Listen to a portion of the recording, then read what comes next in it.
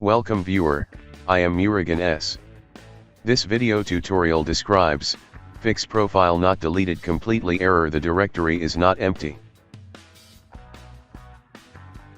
First method is type sysdm.cpl in Windows search bar, click sysdm.cpl.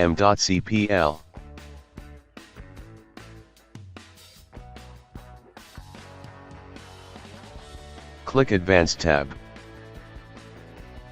Click Settings. If any name contain account unknown, delete it.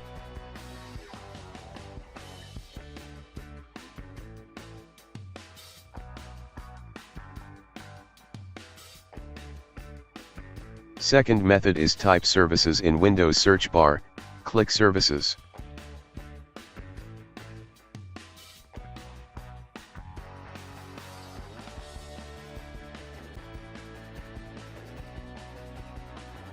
Open Windows Search Service. Stop the service, click Apply, click OK.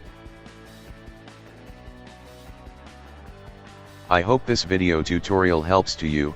Please like, share and don't forget to subscribe my channel. Thank you very much. See you next video.